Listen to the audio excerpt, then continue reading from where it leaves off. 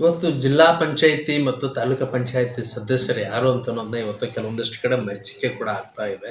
ಚುನಾವಣೆ ನೆನೆಗುಂದಿಗೆ ಬಿದ್ದು ಸಾಕಷ್ಟು ಏನಂದ್ರೆ ಬಜೆಟ್ಗಳ ವಿಚಾರವಾಗಿ ಚರ್ಚೆಗಳು ಕೂಡ ಇದೆ. ಫಂಡ್ಗಳನ್ನ ಬರ್ತಾ ಇದೆಯಾ ಅಥವಾ ಇಲ್ವಾ ಅಂತ ಅನ್ನೋದು ಕೂಡ ಒಂದ್ ಕಡೆ ಆಗಿದ್ರೆ, ಚುನಾವಣೆ ನಡೆಯುತ್ತೋ ಅಥವಾ ಇಲ್ವಾ ಅಂತ ಅನ್ನೋದು ಕೂಡ ಸಾಕಷ್ಟು ಗೊಂದಲಗಳು.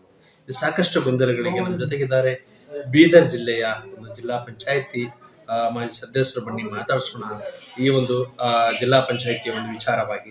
ಸರ್, ಈಗ ಜಿಲ್ಲಾ ಪಂಚಾಯತಿ ವಿಚಾರವಾಗಿ ಬಂದ್ರೆ ಇವತ್ತು ಪ್ರಥಮವಾಗಿ ಒಂದು ಚರ್ಚೆ ನಡೀತಾ ಇದೆ. ಚುನಾವಣೆಯ ಒಂದು ಅವಧಿ ಘೋಷಣೆ ಆಗ್ತಕ್ಕಂಥ ಒಂದು ಇದರಲ್ಲಿ ಒಂದು ವರ್ಷನೇ ಆಗ್ತಾ ಇರೋದು. ಸೊ ಇನ್ನೂ ಕೂಡ ಚುನಾವಣೆ ಆಗಿಲ್ಲ. ಈ ಒಂದು ಚುನಾವಣೆಯ ಬಗ್ಗೆ ನಿಮ್ಮ ಪ್ರತಿಕ್ರಿಯೆ ಏರ್ಕೊಳ್ತೀರಾ? ಮೊದಲನೇದಾಗಿ ಈಗಾಗಲೇ ಮಾನ್ಯ ಸಿದ್ದರಾಮಯ್ಯ ಅವರು ಹೇಳಿದ್ದಾರೆ, ಕೆಲವು ದಿನದಲ್ಲಿ 2-3 ತಿಂಗಳಲ್ಲಿ ಮಾಡ್ತೀವಿ ಅಂತ ಹೇಳಿ. ಮೊನ್ನೆ ಡಿ.ಕೆ. ಶಿವಕುಮಾರ್ ಅವರು ಒಂದು ಕಾರ್ಯಕ್ರಮದಲ್ಲಿ ಹೇಳಿದ್ದಾರೆ, 2-3 ತಿಂಗಳಲ್ಲಿ ನಾವು ಚುನಾವಣೆ ಪ್ರಕ್ರಿಯೆ ಕಂಪ್ಲೀಟ್ ಮಾಡ್ತೀವಿ ಅಂತ. ಈಗ ಕೆಲವೊಂದು ಅಡಚಣೆ ತಡೆಗಳು ಇರ್ತವೆ. ಅಂದ್ರೆ ಕ್ಯಾಟಗರಿ ಬರಬೇಕು, ಕ್ಯಾಟಗರಿ ಸ್ಟೇದು ಏನು ಇರಬಾರ್ದು. ಆ ಕ್ಯಾಟಗರಿ ಬಂದ ಬಳಿಕ ಕ್ಷೇತ್ರ ವಿಂಗಡಣೆ ಇರುತ್ತೆ. ಕ್ಷೇತ್ರ ವಿಂಗಡಣೆ ಆದ ಕೂಡಲೇ ಕ್ಯಾಟಗರಿ ಇರುತ್ತೆ. ಕ್ಯಾಟಗರಿ ಆದ ಕೂಡಲೇ ಮತ್ತೆ ಚುನಾವಣೆ ಪ್ರಕ್ರಿಯೆ ನಡೀತೆ. ಅದು ಸ್ವಲ್ಪ ಸಮಯ ಆಗಿದೆ, ಯಾಕಂದ್ರೆ ಹಿಂದಿನ ಸರ್ಕಾರ 3 ವರ್ಷ ಮಾಡಿದಿರಲಿಲ್ಲ. ಈಗ ಬರುವ ಸರ್ಕಾರ ಪ್ರಣಾಳಿಕೆಯಲ್ಲಿ ಇತ್ತು, ಅದು ಪ್ರಯತ್ನದಲ್ಲಿ ಇದ್ದಾರೆ. ಕೆಲವು ದಿನದಲ್ಲಿ ಮಾಡ್ತಾರಂತ ಆಲ್ರೆಡಿ ಹೇಳಿದ್ದಾರೆ, ಮಾಡ್ಬೋದು. ಹಾಗೆ ಇನ್ನೊಂದು ವಿಚಾರ ಏನಂತಂದ್ರೆ, ಜಿಲ್ಲಾ ಪಂಚಾಯತಿಯಿಂದ ಏನ ಬಜೆಟ್ಗಳೆಲ್ಲಿದೆ, ಎಲ್ಲಿ ಹೋಗ್ತಾ ಇದೆ, ಸೊ ಏನ್ ಆಗ್ತಾ ಇದೆ ಅನ್ನೋದು ಕೂಡ ಕೆಲವೊಂದಿಷ್ಟು ಕಡೆ ಗೊಂದಲಗಳು. ತಮ್ಗೆ ಗೊತ್ತಿರತಕ್ಕಂತ ಒಂದು ಮಾಹಿತಿ ಅಂತಂದ್ರೆ ಏನು ಈ ಒಂದು ಬಜೆಟ್ ವಿಚಾರವಾಗಿ? ಮುಖ್ಯವಾಗಿ ಹೇಳೋದಂದ್ರೆ, ಜನಪ್ರತಿನಿಧಿಗಳು ಆಯ್ಕೆ ಆದಾಗ ಕೇಳೋರು ಜನರು, ಸಾಮಾನ್ಯ ಜನತೆ ಜನಪ್ರತಿನಿಧಿ ಮುಟ್ಬೋದು. ತಾಲೂಕಾ ಪಂಚಾಯತಿ ಒಂದು ಸಣ್ಣ ವ್ಯಾಪ್ತಿಯಲ್ಲಿ ಒಂದು ಪಂಚಾಯತ್ ಆಗಲಿ, ಒಂದು 6-7 ಹಳ್ಳಿಯಲ್ಲಿ ಒಂದು ತಾಲೂಕು ಪಂಚಾಯತ್ ಇರುತ್ತೆ. ಒಂದು 20-25 ಹಳ್ಳಿಯಲ್ಲಿ ಒಂದು ಜಿಲ್ಲಾ ಪಂಚಾಯತ್ ಅಭ್ಯರ್ಥಿ ಇರ್ತಾನೆ. ಅವನಿಗೆ ಕೇಳೋದು ಜನರು ಸರಳವಾಗಿ ಕೇಳ್ಬೋದು. ಈಗ ಅದು ಫಂಡ್ ಬರುತ್ತೆ, ಫಂಡ್ ಬರೋದಿಲ್ಲ. ಡೆವಲಪ್ಮೆಂಟ್ ವಿಷಯದಲ್ಲಿ 3 ಟೈರ್ ಸಿಸ್ಟಮ್ ಇದ್ದಾಗ ಮಾತ್ರ ಡೆವಲಪ್ಮೆಂಟ್ ಆಗುತ್ತೆ, ಜನರಿಗೂ ಅನುಕೂಲ ಆಗುತ್ತೆ. ಏನ್ ನಡೆದಿದೆ, ಎಲ್ಲಿ ಏನೇನು ಬೇಕು, ಕೊರತೆ ಏನಿದೆ ಕೇಳೋ ಅಧಿಕಾರನೂ ಅವ್ರಿಗಿದೆ. ಜನಪ್ರತಿನಿಧಿ ಆದವರು ಅಧಿಕಾರಿಗಳು ಕೇಳೋದು ಅವರಿಗೆ ಒಂದು ಸೂಕ್ತವಾದ ಉತ್ತರವೂ ಸಿಗುತ್ತೆ, ಡೆವಲಪ್ಮೆಂಟ್ ಆಗುತ್ತೆ ಎಂಬುದು ಇಚ್ಛೆ ಇದೆ ಮೊದಲೇ. ಅಂದ್ರೆ ಜನರದ್ದು ಅಭಿಪ್ರಾಯ ಇರುತ್ತೆ.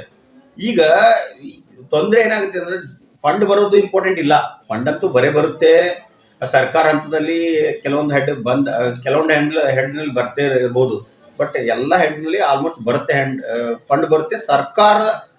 ಸರ್ಕಾರವೇ ಅಡ್ಮಿನಿಸ್ಟ್ರೇಟಿವ್ ಇರುತ್ತೆ, ಅವರೇ ಪ್ಲಾನ್ ಮಾಡ್ತಾರೆ, ಅವರೇ ಕೆಲಸ ಮಾಡ್ತಾರೆ. ಅಂದ್ರೆ ಟೆಂಡರ್ ಪ್ರೋಸೆಸ್ ಆಗುತ್ತೆ, ಅದೆಲ್ಲ ನಡೀತಿರ್ತದೆ. ಬಟ್ ಜನರಿಗೆ ಏನ್ ಆಗ್ತಾ ಇದೆ ಅನ್ನೋದು ಗೊತ್ತಾಗೋದಿಲ್ಲ. ಹೌದು, ಅದು ಮುಖ್ಯವಾದ. ಅಂದ್ರೆ ಏನ್ ಆಗ್ತಾ ಇದೆ, ಎಲ್ಲಿ ಡೆವಲಪ್ಮೆಂಟ್ ಆಗ್ತಾ ಇದೆ, ಇದು ಫಂಡ್ ಎಲ್ಲಿದೆ. ಈಗ ಪ್ರತಿನಿಧಿ ಇದ್ರೆ ಅವ್ರಿಗೆ ಕೇಳ್ಬೋದು. ಸರ್, ಈಗ ಜನಪ್ರತಿನಿಧಿಯಾಗಿ ಆಯ್ಕೆ ಮಾಡತಕ್ಕಂತ ತಮ್ಮ ಅವಧಿ ಅಂತ ಮುಕ್ತಾಯ ಆಗಿದೆ. ಆದ್ರೂ ಕೂಡ ತಮ್ಮ ಒಂದು ಚುನಾವಣೆಯ ನಡೀತಕ್ಕಂತ ಒಂದು ಸಮಯದವರೆಗೂ ಕೂಡ ತಾವು ಜನರೊಂದಿಗೆ ಬೆರೆತು ಇವತ್ತು ಸೇವೆ ಮಾಡ್ತಕ್ಕಂಥದ್ದಾಗಿರ್ಬೋದು, ಇವತ್ತು ಮಾಹಿತಿಗಳನ್ನ ತಿಳಿಸ್ಕೊಡ್ತಕ್ಕಂಥದ್ದಾಗಿರ್ಬೋದು, ಅವ್ರ ಸಮಸ್ಯೆಗಳನ್ನ ಆಲಿಸ್ತಕ್ಕಂಥ ಪ್ರಯತ್ನಗಳನ್ನ ಮಾಡಬೇಕಾಗುತ್ತೋ ಅಥವಾ ಬೇಡವಾ?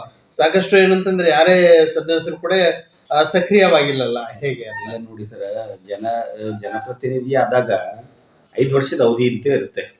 ನಾವ್ ಏನೇ ಸೇವೆ ಮಾಡ್ಲಿ, ನಮ್ಮ ಅನುದಾನ ಇದ್ರೆ ಸೇವೆ ಮಾಡ್ಬೋದು. ವಿತೌಟ್ ಅನುದಾನ ನಾವು ಸೇವೆ ಮಾಡ್ಬೋದು, ಫಿಸಿಕಲಿ ಮಾಡ್ಬೋದು ಅಷ್ಟೇ. ಫಿಸಿಕಲಿ ಮಾಡ್ಬೋದು, ಅದು ಕುಂದು ಕೊರತೆಗಳು ನಾವು ಆಲಿಸಬಹುದು ಅಥವಾ ಸರ್ಕಾರಕ್ಕೆ ಮುಟ್ಟಿಸಬಹುದು ಅಷ್ಟೇ. ಬಟ್ ಫೈನಾನ್ಷಿಯಲಿ ಅವ್ರಿಗೆ ಏನಾದ್ರೂ ಸಪೋರ್ಟ್ ಬೇಕಾದ್ರೆ ಅಥವಾ ಕ್ಷೇತ್ರದಲ್ಲಿ ಡೆವಲಪ್ಮೆಂಟ್ ಬೇಕಾದ್ರೆ ನಾವು ಮೇಲಧಿಕಾರಿಗಳು ತಿಳಿಸ್ಬೋದು ಅಷ್ಟೇ. ನಮ್ಮ ಕೈಯಲ್ಲಿ ಅಧಿಕಾರ ಇಲ್ಲ ಅಂದ್ರೆ ಸ್ವಲ್ಪ ಕೊರತೆ ಆಗೋದು ಖಚಿತ. ಸರ್, ಆ ಒಂದು ಕೊರತೆ ಅಂತ ಅನ್ನೋದು ಆಗುತ್ತೆ ಖಚಿತವಾಗಿಯೂ ಕೂಡ. ಇವತ್ತೇನಂದ್ರೆ, ನಾವು ಚುನಾವಣೆ ಸಮಯದಲ್ಲಿ ಯಾವುದೇ ಒಬ್ಬ ನಾಯಕ ಆಗಿರ್ಬೋದು, ತಾವಾಗಿರ್ಬೋದು, ಮತ್ತೊಂದು ಪಕ್ಷದವರಾಗಿರ್ಬೋದು, ಯಾರೇ ಆಗಿರ್ಬೋದು, ನಾನು ಸಮಾಜ ಸೇವೆ ಅಂತ ಅನ್ನೋ ದೃಷ್ಟಿಯಲ್ಲಿ ತಮ್ಮ ಸೇವೆ ಮಾಡಕ್ ಬಂದಿದ್ದೀನಿ ಅಂತಕ್ಕಂಥ ಒಂದು ಇದರಲ್ಲಿ ಮಾತ್ರ ಸಾಕಷ್ಟು ಪ್ರಣಾಳಿಕೆಗಳನ್ನ ಹೇಳ್ತಾರೆ ಹೊರತು ಅಧಿಕೃತವಾಗಿ ಸಮಾಜ ಸೇವೆ ಅಂತಕ್ಕಂಥ ಒಂದು ಇದರಲ್ಲಿ ತೊಡಗೋದಿಲ್ಲ. ಇದ್ರ ಬಗ್ಗೆ ತಮ್ಮ ಪ್ರತಿಕ್ರಿಯೆ ಏನು? ನೋಡಿ, ಜನ ಬಹಳ ಹುಷಾರಿರ್ತಾರೆ ಸರ್. ನಾವು ಯಾವ ಇಂಟೆನ್ಷನ್ ಇಟ್ಕೊಂಡು ಬಂದಿದೀವಿ, ನಾವು ಏನ್ ಮಾಡ್ತಾ ಇದ್ವಿ ಅದು ಜನರಿಗೆ ಗೊತ್ತೇ ಇರುತ್ತೆ. ಆ ಜನರು ಅಂತ ವ್ಯಕ್ತಿಗೆ ಆರಿಸ್ಕೊಡ್ತಾರೆ. ಈಗ ಮುಂದೆ ಆದರೂ ಇದೇ ಆಗುತ್ತೆ. ಯಾಕಂದ್ರೆ ನಾವು ಚುನಾವಣೆ ಬಂದಾಗ ಅಷ್ಟೇ ನಾವು ವೋಟ್ ಕೇಳೋದು ಇದು ಮಾಡೋದಿಲ್ಲ. ಜನಪ್ರತಿನಿಧಿ ಅವ್ರು ಹೆಂಗಿದ್ದಾರೆ, ಅವ್ರು ಕ್ಯಾಂಡಿಡೇಟ್ ಯಾರಿದ್ದಾರೆ, ಅವ್ರು ಎಷ್ಟು ದಿನ ಕೆಲಸ ಮಾಡ್ಬೋದು, ಹಿಂದ್ ಮಾಡಿದಾರೆ ಇಲ್ಲ, ಅದು ಎಲ್ಲ ನೋಡೇ ಮಾಡ್ತಾರೆ. ಈಗ ನಮ್ದು ಅವಧಿ ಮುಗಿದಿದೆ ಅಂತ ಹೇಳಿ ಇಲ್ಲಿ ಡ್ರಾಪ್ ಔಟ್ ಮಾಡೋಂಗಿಲ್ಲ ನಾವು ಮುಂದೆ ನಮ್ಮ ಅಭ್ಯರ್ಥಿ ಆಗಲಿ ನಮ್ಮ ಪಕ್ಷದ ಅಭ್ಯರ್ಥಿ ಆಗಲಿ ಅಥವಾ ನಮ್ಗೆ ಬೇಕಾದವ್ರು ಆಗಲಿ ನಾವೇ ಆಗಲಿ ಯಾರೇ ಆಗಲಿ ಬಟ್ ನಮ್ಮ ಪ್ರಯತ್ನ ಅಂತೂ ಇರುತ್ತೆ. ನಾವು ಜನರ ಮಧ್ಯೆ ಇರಬೇಕಾಗುತ್ತೆ, ಅದರಲ್ಲಿ ಡೌಟ್ ಇಲ್ಲ. ಓಕೆ, ತಮ್ಮ ಪರಿಚಯ? ನಾವು ಆನಂದ್ ಪಾಟೀಲ್ ಅಂತ ಮಾಜಿ ಜಿಲ್ಲಾ ಪಂಚಾಯತ್ ಮೆಂಬರ್ 2016 ಇದ್ದೇನೆ. 16 to 21.